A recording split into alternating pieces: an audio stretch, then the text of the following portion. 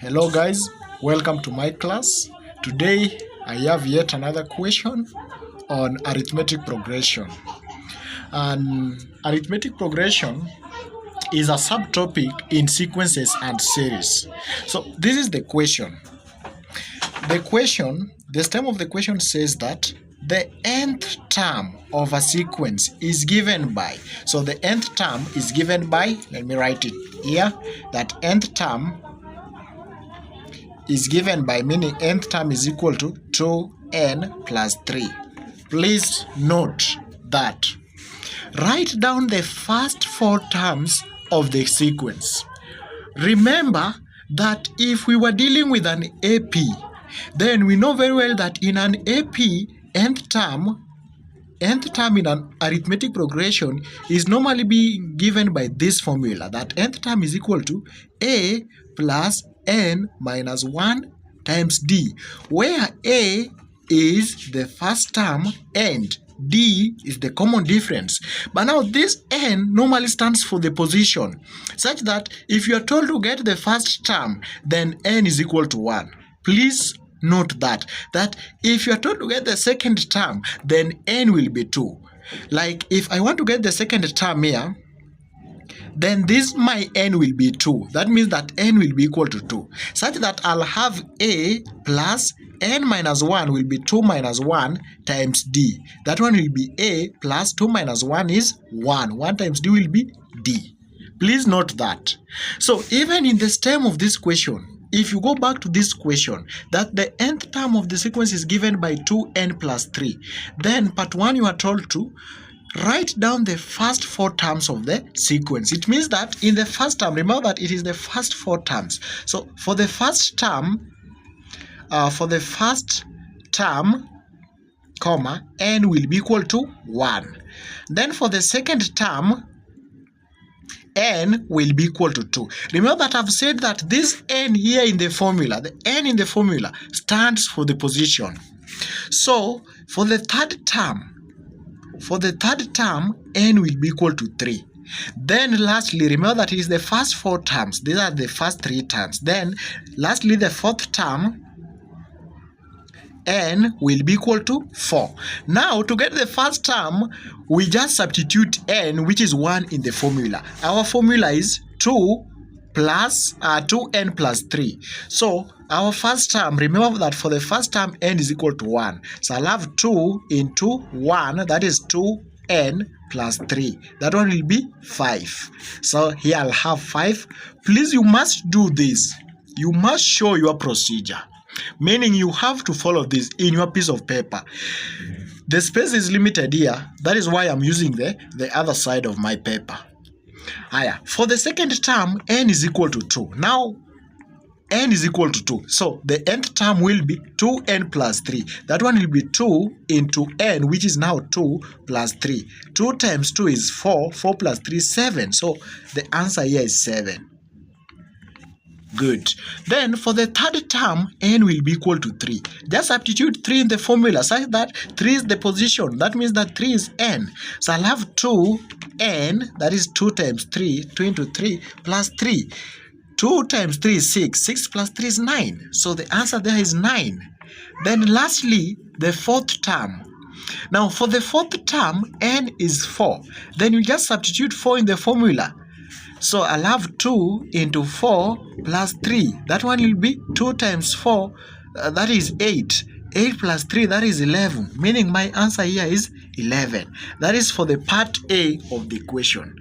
Mind you, have said that when you are doing this, you must show us the procedure. This is the procedure. You must show the procedure on the piece of paper for you to score. Mark that, please. Then part B of the question, find S50. This is S, then subscript 50. That means that the sum of the first 50 terms. Find S50, the sum of the first 50 terms of the sequence. Meaning now we have to identify this sequence. Let me just write it like a sequence in sequence form, such that I'll have 5 the first term, then 7, then 9, then 11. Remember that the sequence is always continuous. such that we can predict. If you look at 7 and 5, then you will say confidentially that if you subtract 7 and 5, you will get 2. The same as 9 minus 7, you will get 2. The same as 11 minus 9, you will get 2. That means that this sequence, remember that we always have two progressions or two sequences. That is AP, whereby here we have common difference D. Then we have GP. In GP, we have common ratio. But now, if you look at this question, you are seeing clearly that if I take this, then I subtract 5 from it, I'll get 2. Then if I take 9, subtract 7 from it, I get 2. Meaning we have a common difference. So that means that our sequence here, or rather our progression here, is an arithmetic progression. Very, very interesting to know that. Then now they are requesting the sum. Remember that sum in arithmetic progression, sum is normally being denoted by Sn, such that this is sum of n terms. That is why we are saying that S50 is sum of 50 terms. The first 50 terms. So sum is always being given by half n into 2a plus n minus 1d. This formula is on the mathematical table. If you cannot master it, then you have to check it in the mathematical table during your exams, please. But if you will do regular practices in this topic, then mastering it will not be an issue. Let us proceed. So they want sum of the first 50 terms. That means that n is 50. This n here in the formula, this n is 50. A in the formula is the first term. Remember that in our progression, the first term is 5. Then D in the formula, remember that it is an AP. Therefore, D in the formula is the common difference. Our common difference is 2.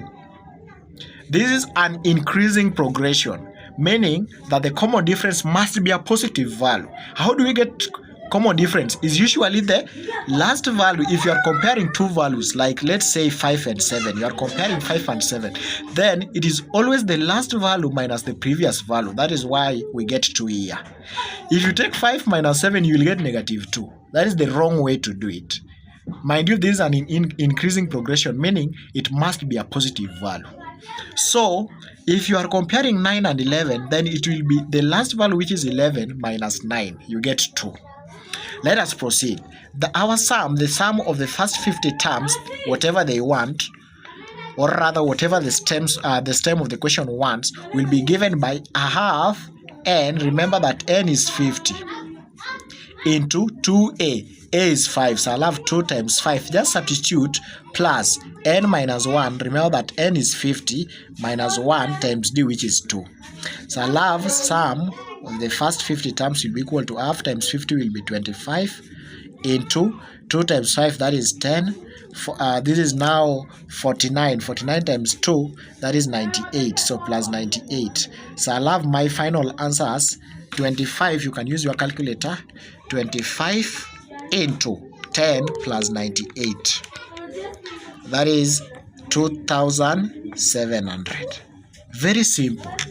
That is how part 2, or rather part B of the question is being done. Let us move to the last part of the question. The question reads, show that, very, very important, the sum of the first n terms. Show that the sum of the first n terms is given by, this is now a formula, is given by sum is equal to n squared plus 4n.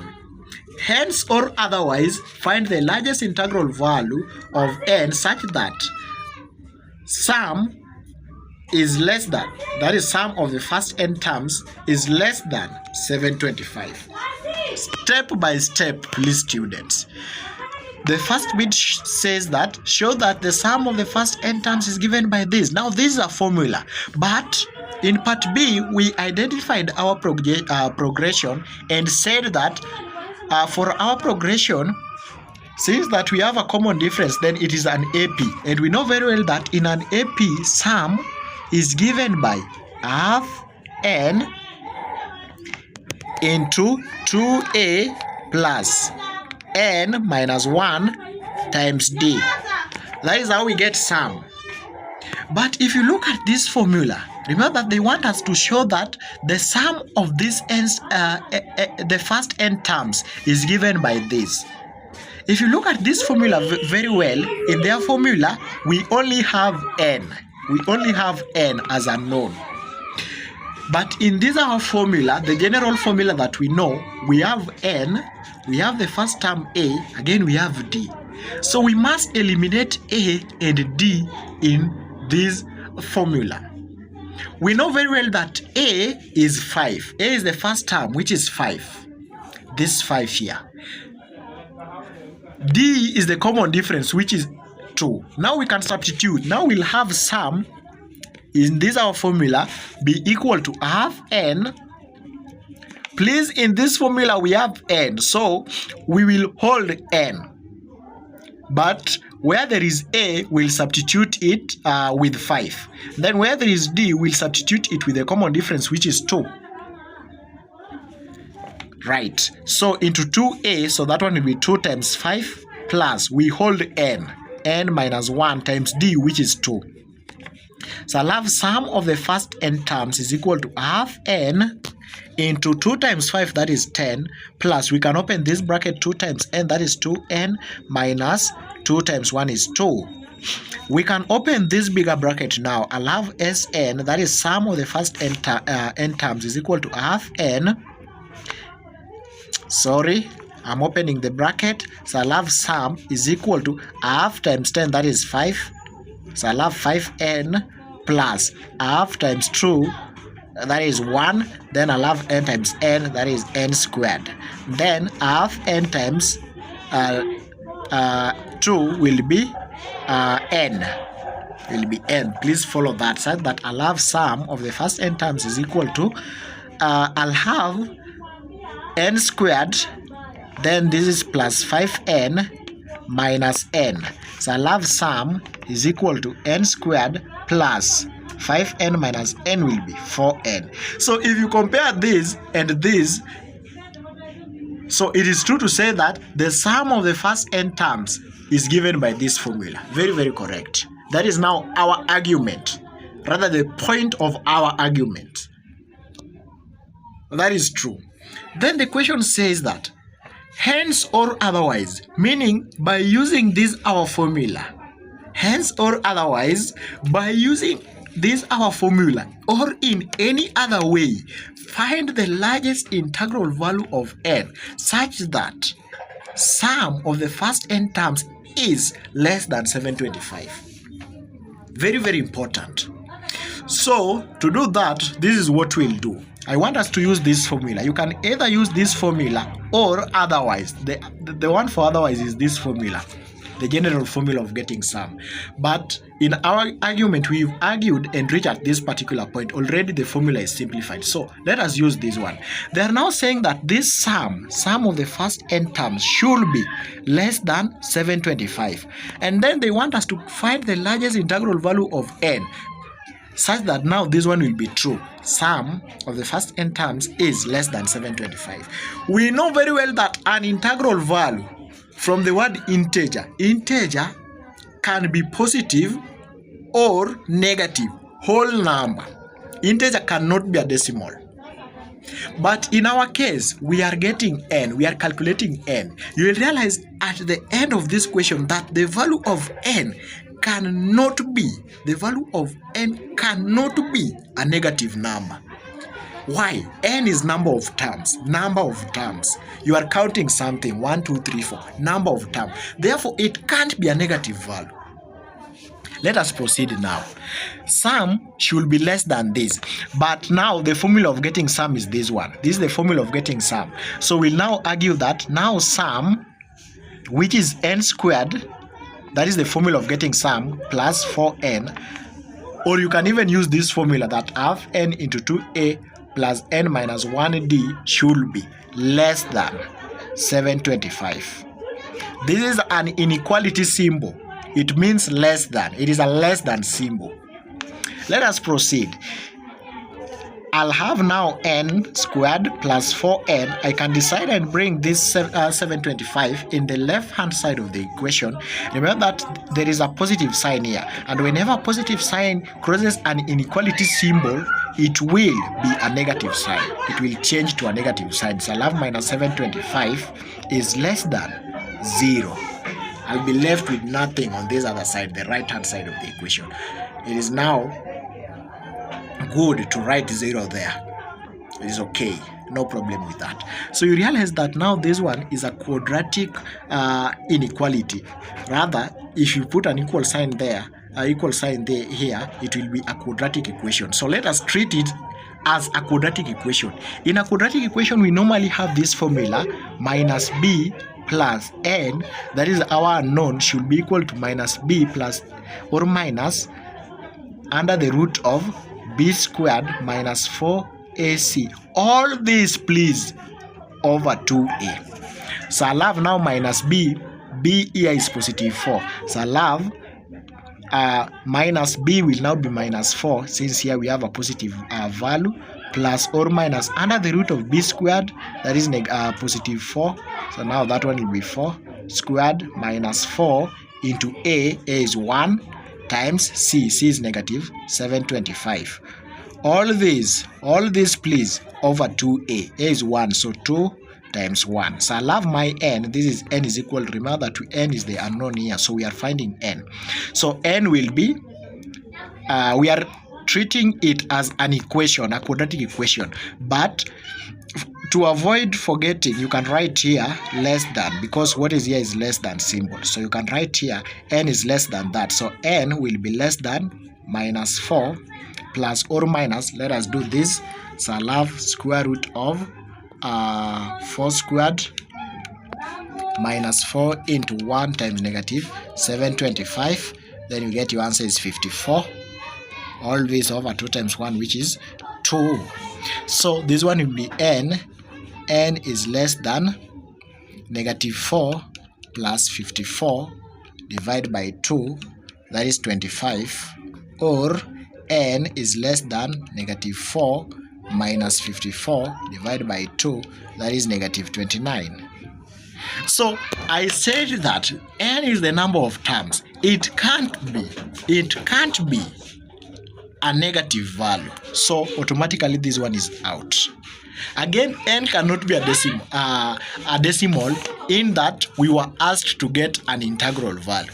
But in our case, we don't have a decimal number. So we'll argue that n is less than 25. But mind you, whatever they want here is find the largest integral value of n, meaning we must get that value. So what is now n is equal to? Now let us argue. In this our case, n cannot be a decimal number, but n is less than 25, meaning if n is less than 25, then simply 25 is greater than n, meaning n can only be 24. You can try. N is 24. So that marks the end of that question. Please enjoy it. Follow my YouTube channel. Please subscribe and share.